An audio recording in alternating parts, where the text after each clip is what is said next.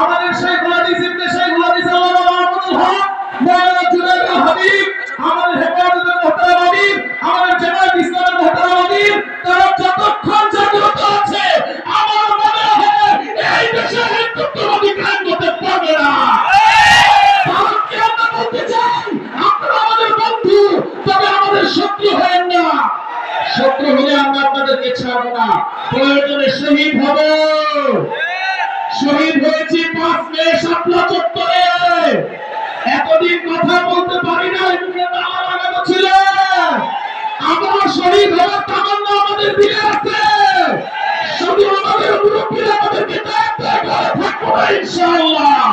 সম্মানিত উপস্থিতি, এখন আপনাদের সামনে গুরুত্বপূর্ণ আলোচনা পেশ করবেন আন্তর্জাতিক খ্যাতি সম্পন্ন মুফাসসিরে কোরআন জনানন্দিত চেয়ারম্যান, একজন জনপ্রতিনিধি, এখনো কিন্তু আছে, একজন জনপ্রতিনিধি চেয়ারম্যান।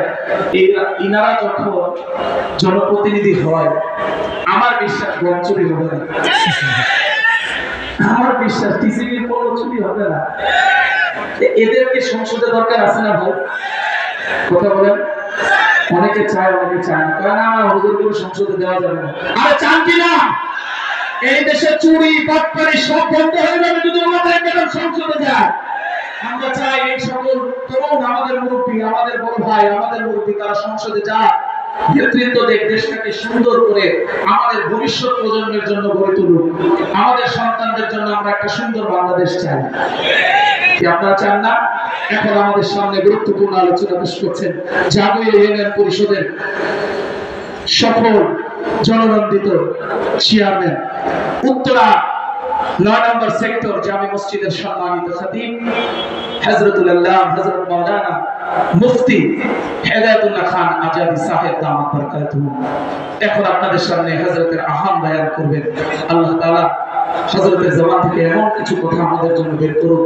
সর্বপ্রথম হযরত, তারপর আমরা আয়োজক এবং আপনাদের সকলে যেন হেদায়েতের জরিয়া হয়। আল্লাহ পাক এমন কিছু দামি দামি কথা বের করুক। আল্লাহ কবুল করে। এখন বয়ান করছে